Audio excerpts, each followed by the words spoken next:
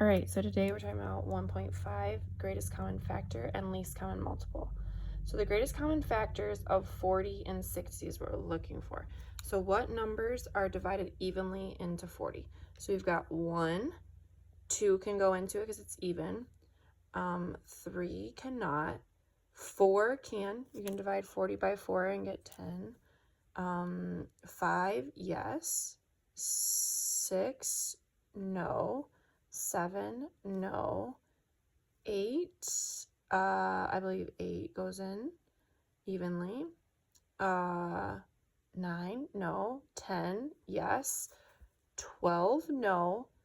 13, no. 14, and what you can do is you can just kind of go through and do 40 divided by 1, 40 divided by 2 with your calculator if you want to check these out, if you're not sure in your head.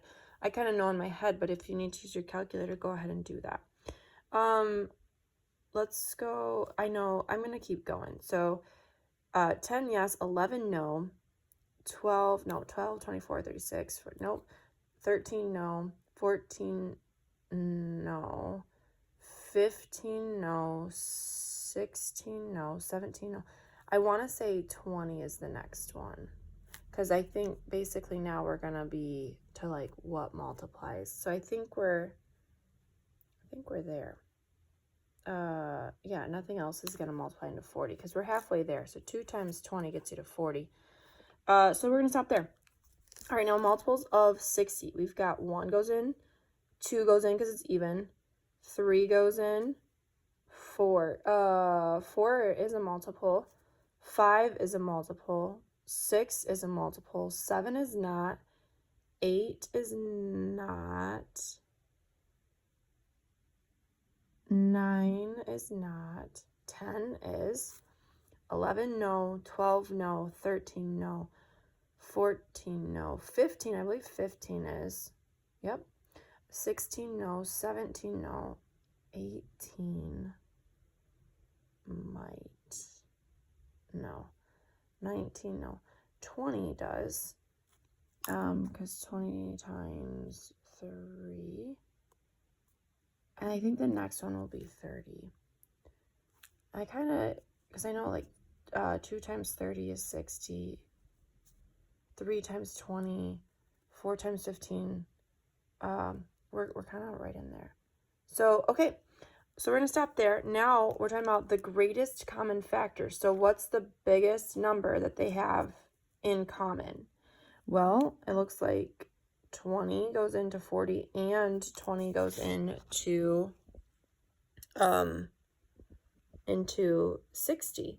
So your greatest common factor is going to be 20. All right. We're going to talk about we're going to practice these other ones here in just 1 second.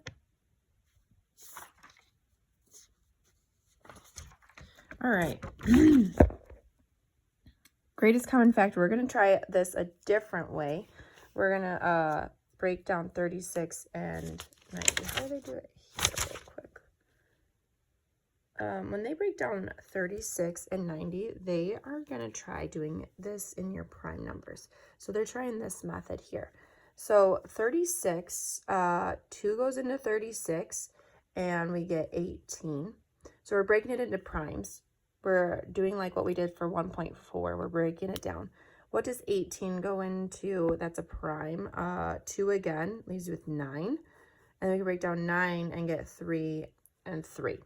Okay, so for 36, we get 2 times 2 times 3 times 3.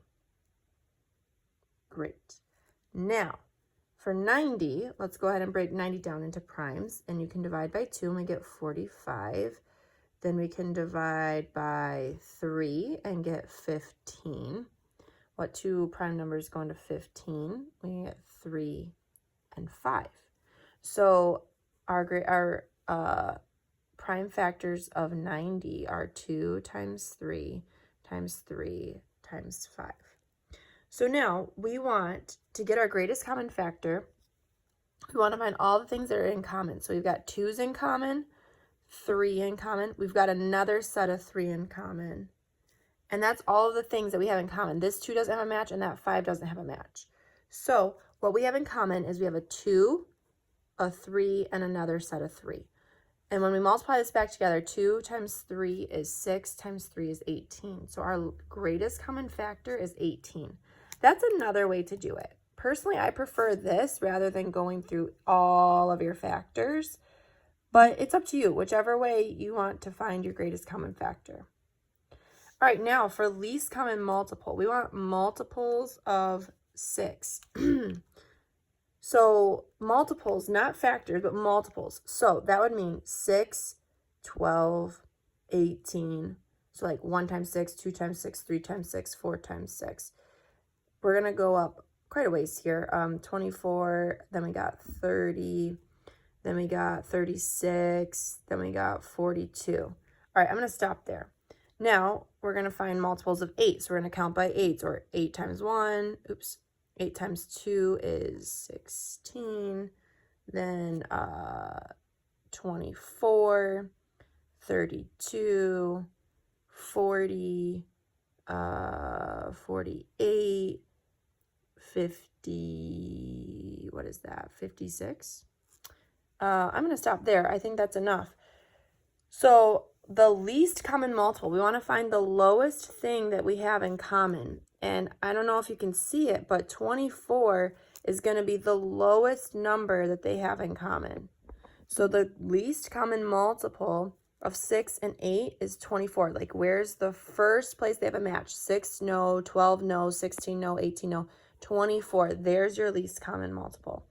So these take a little bit of time to go ahead and write them all out. Again, we can try it a different way here.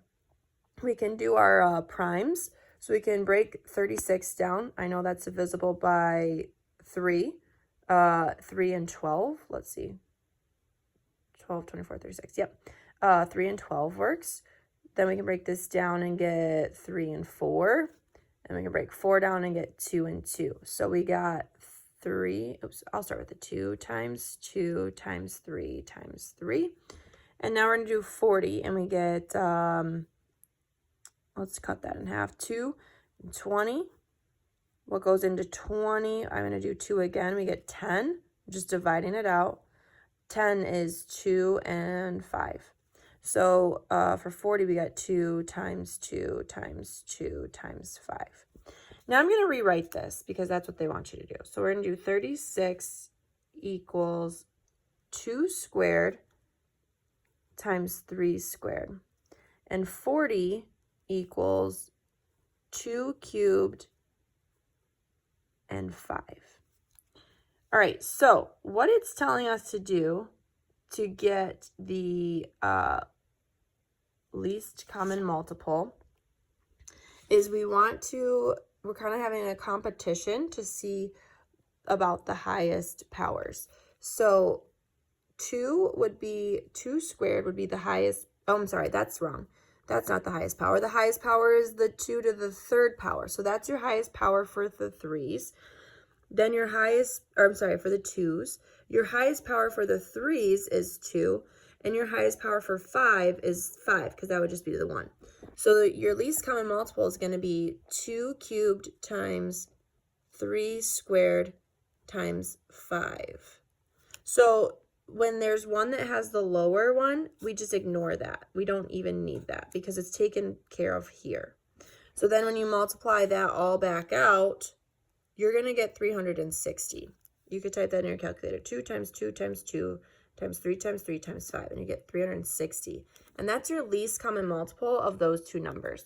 So you can see how this might save a little time rather than going 30, like it's hard to count by 36s. So that's how you do section 1.5.